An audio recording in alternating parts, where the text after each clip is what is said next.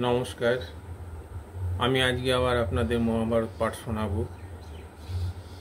আপনাদেরকে একটা বিশেষ অনুরোধ, যারা এখনও আমার এই চ্যানেলটা সাবস্ক্রাইব করেননি অবশ্যই সাবস্ক্রাইব করে দেবেন। আজকে আপনাদের মহাভারত পাঠ থেকে যেটা পড়ব তা হলো খাণ্ডব দহনের কথা।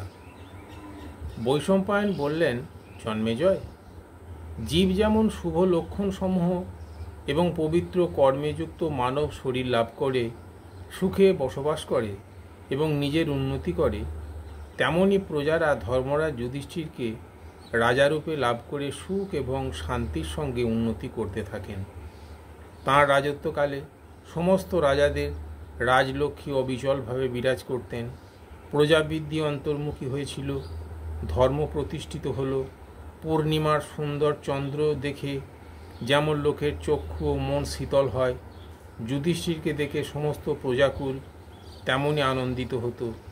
যুধিষ্ঠিরকে শুধু রাজা বলেই নয়, তিনি প্রজাদের মনের অনুকূল সব কাজ করতেন বলেই প্রজারা তাঁকে ভক্তি শ্রদ্ধা করত।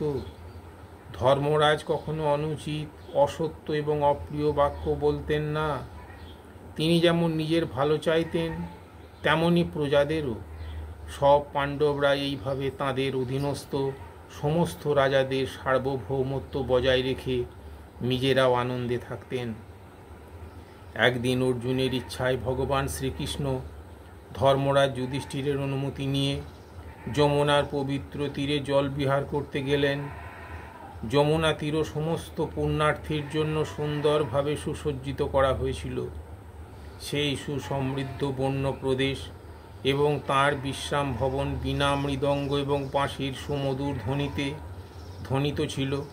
ভগবান শ্রীকৃষ্ণ এবং অর্জুন অত্যন্ত আনন্দের সঙ্গে সেখানে উৎসব পালন করলেন। তাঁরা দুজনে পাশাপাশি বসেছিলেন। সেই সময় এক দীর্ঘকায় ব্রাহ্মণ সেখানে উপস্থিত হলেন। তাঁর শরীর যেন দগ্ধ সোনা, মাথায় পিঙ্গল বর্ণ জটা, মুখ ভর্তি দাড়ি গোঁফ এবং পরনে বলকল। সেই তপস্বী ব্রাহ্মণকে দেখে শ্রীকৃষ্ণ অর্জুন উঠে দাঁড়ালেন। ব্রাহ্মণ বললেন, আপনারা দুজনে পৃথিবীর শ্রেষ্ঠ বীর এবং মহাপুরুষ। আমি এক বহুভোজী ব্রাহ্মণ, খাণ্ডব বনের কাছে উপবিষ্ট আপনাদের নিকট আমি খাবার চাইতে এসেছি। ভগবান শ্রীকৃষ্ণ এবং অর্জুন জিজ্ঞাসা করলেন, কী প্রকার খাদ্যে আপনার তৃপ্তি হবে? আদেশ করুন, আমরা তার আয়োজন করছি। ব্রাহ্মণ বললেন, আমি অগ্নি, সাধারণ খাদ্যে আমার প্রয়োজন নেই। আমার জন্য আপনারা সেই খাদ্যের ব্যবস্থা করুন যা আমার যোগ্য। আমি খাণ্ডব বনকে পুড়িয়ে ফেলতে চাই, কিন্তু এই বনে সপরিবারে তক্ষক নাগ এবং তাঁর মিত্রদের সঙ্গে বাস করেন। তাই ইন্দ্র সর্বদাই বনকে তৎপরতার সঙ্গে রক্ষা করেন। যখনই আমি এই বনটিকে পোড়াবার চেষ্টা করি, তখনই ইন্দ্র জলধারায় তা নিভিয়ে দেন আর আমার খাওয়া অপূর্ণ থেকে যায়। আপনারা দুজনে অস্ত্রবিদ্যায় পারদর্শী, আপনাদের সাহায্য পেলে আমি একে পোড়াতে পারি। আমি আপনাদের কাছে এই খাদ্যই চাইছি। জন্মেজয় জিজ্ঞাসা করলেন, ভগবান, বহু প্রাণী অধ্যুষিত এবং এই ইন্দ্র দ্বারা সুরক্ষিত খাণ্ডব বন গিয়ে অগ্নিদেব কেন পোড়াতে চাইলেন? বৈশম্পায়ন বললেন, জন্মেজয়, এ বহু পুরানো দিনের কথা। শ্বেতকী নামে এক মহাপরাক্রমশালী রাজা ছিলেন। সেই সময় তার মতো যোগ্য প্রেমিক, দাতা এবং বুদ্ধিমান রাজা আর কেউ ছিল না। তিনি বড় বড় যজ্ঞ করতেন। যজ্ঞ করতে করতে ঋত্বিকগণ পরিশ্রান্ত হয়ে পড়তেন, ক্লান্ত হতেন, আবার কখনো যজ্ঞ করতে অস্বীকার করতেন, কিন্তু রাজার যজ্ঞ চলতেই থাকত। তিনি অনুনয় বিনয় করে এবং দান দক্ষিণা দিয়ে ব্রাহ্মণদের প্রসন্ন রাখতেন। শেষে সমস্ত ব্রাহ্মণই যখন যজ্ঞ করতে করতে হার মেনে গেলেন, তখন রাজা ভগবান শঙ্করকে তপস্যায় সন্তুষ্ট করে তার নির্দেশে দুর্বাসা ঋষিকে দিয়ে মহাযজ্ঞ করালেন। প্রথমে 12 বৎসর এবং পরে 100 বৎসরের মহাযজ্ঞে দক্ষিণা দান করে রাজা ব্রাহ্মণদের তৃপ্ত করেছিলেন। দুর্বাসা প্রসন্ন হলেন। রাজা শ্বেতকী সপরিবারে ঋত্বিকদের সঙ্গে স্বর্গে গমন করলেন। সেই যজ্ঞে 12 বৎসর ধরে অগ্নিদেবকে ঘৃতের দ্বারা নিরবিচ্ছিন্নভাবে পান করতে হয়েছিল। তাতে তাঁর হজম শক্তি ক্ষীণ হয়ে গিয়েছিল, রং হালকা হয়ে গিয়েছিল এবং দীপ্তি কমে এসেছিল। অজীর্ণতার জন্য যখন তার শরীর খারাপ হয়েছিল, তখন তিনি ব্রহ্মার কাছে গিয়ে অনুরোধ করেন যে আপনি এমন কোনো উপায় বলুন যাতে আমি আগের মতো সুস্থ সবল হয়ে উঠি।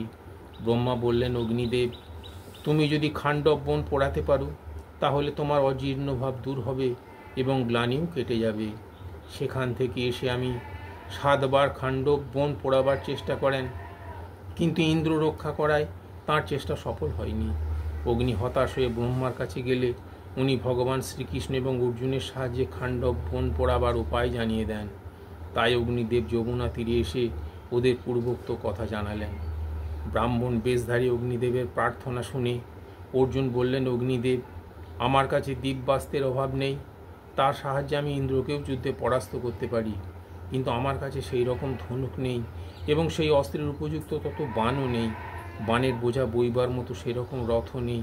এই সময় শ্রীকৃষ্ণের কাছেও এমন কোনো অস্ত্র নেই যার দ্বারা ইনি যুদ্ধে নাগেদের এবং পিশাচদের বধ করতে পারেন।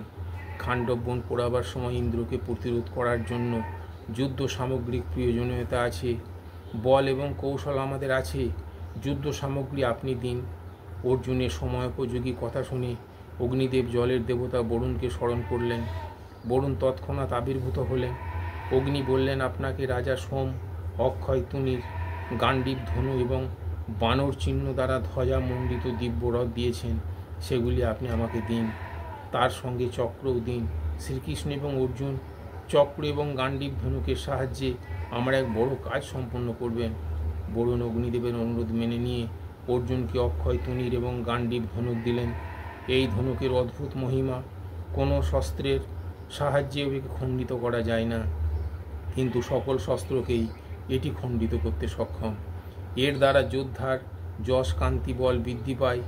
এটি একাই লাখো ধনুকের সমান, ক্ষতরহিত এবং ত্রিলোকে পূজিত ও প্রশংসিত। তিনি সমস্ত সামগ্রী সমন্বিত, সবার অজেয় সূর্যের ন্যায় দেদীপ্যমান এবং রত্নজড়িত এক দিব্য রথও প্রদান করলেন।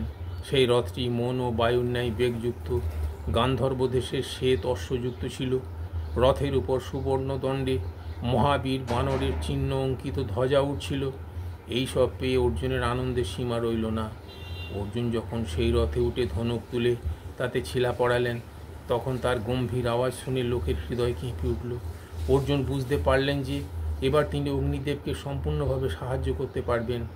অগ্নিদেব ভগবান শ্রীকৃষ্ণকে দিব্যচক্র এবং আগ্নেয়াস্ত্র দিয়ে বললেন, মধুসূদন, এই চক্রের দ্বারা আপনি যাকে চাইবেন তাকেই মারতে পারবেন।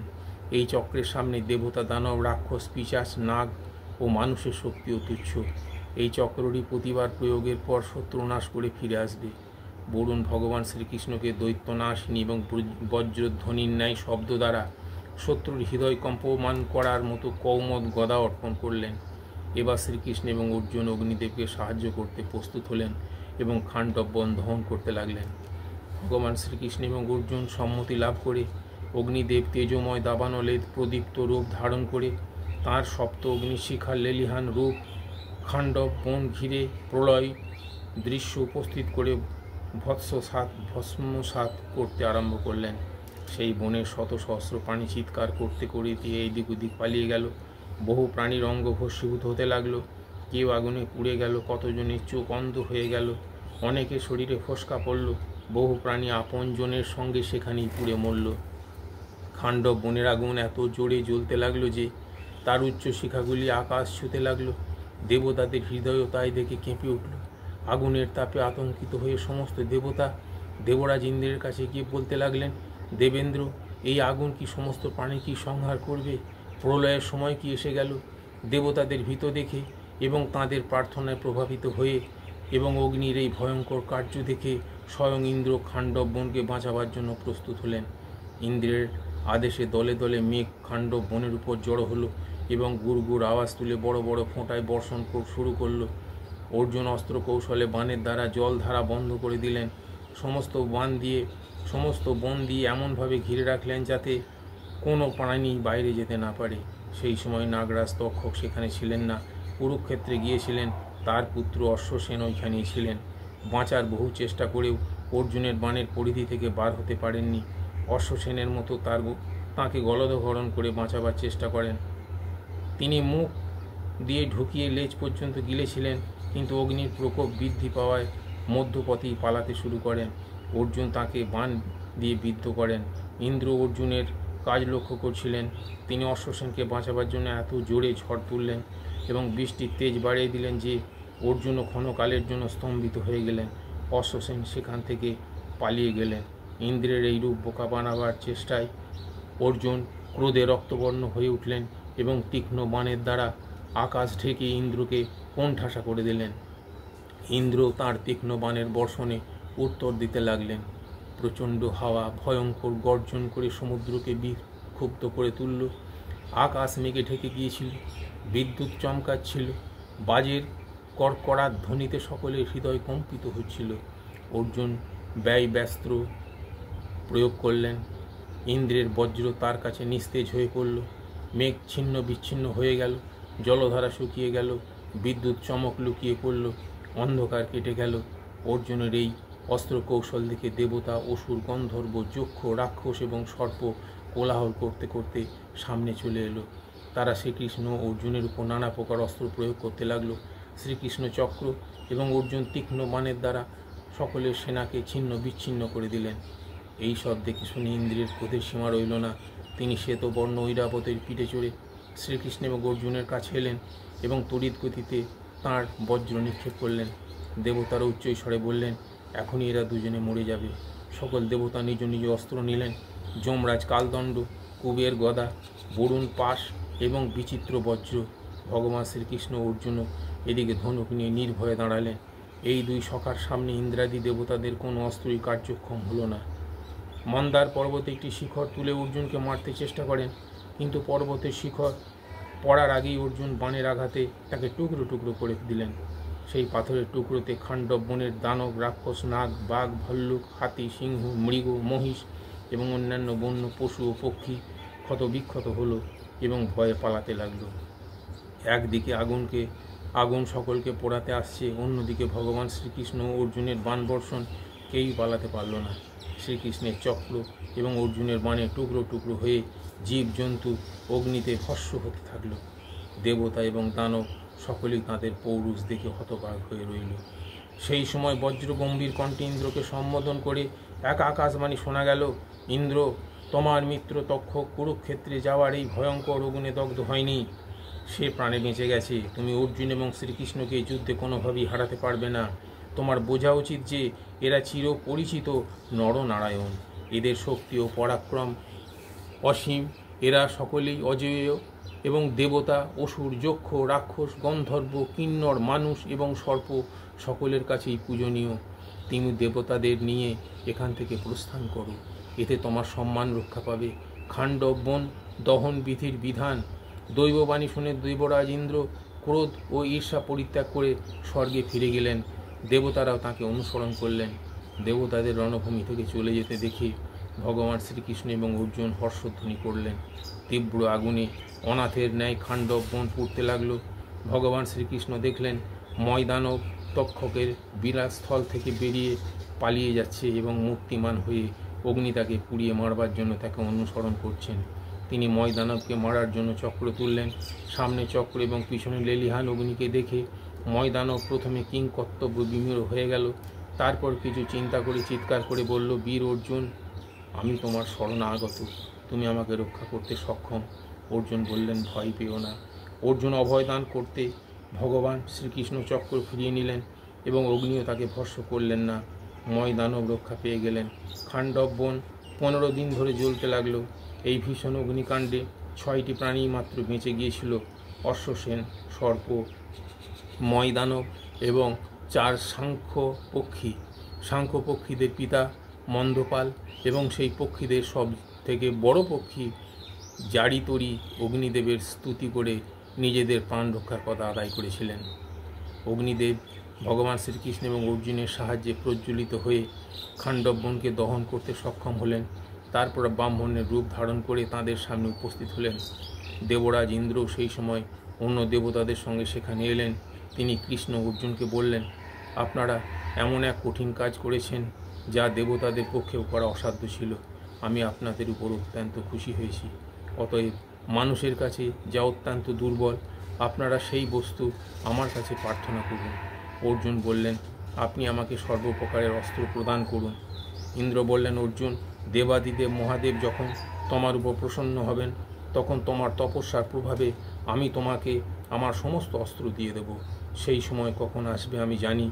ভগবান শ্রীকৃষ্ণ বললেন, দেবরাজ, আপনি আমাকে এই বর দিন যাতে অর্জুন ও আমার বন্ধুত্ব অটুট থাকে, কখনো যেন বিচ্ছেদ না হয়। ইন্দ্র প্রসন্ন হয়ে বললেন, এবমস্তু, বেশ তাই হবে। দেবতারা চলে গেলে অগ্নিদেব শ্রীকৃষ্ণ এবং অর্জুনকে অভিনন্দন জানিয়ে চলে গেলেন। ভগবান শ্রীকৃষ্ণ, অর্জুন এবং ময়দানব যমুনার পবিত্র তীরে এসে উপবিষ্ট হলেন। নমস্কার।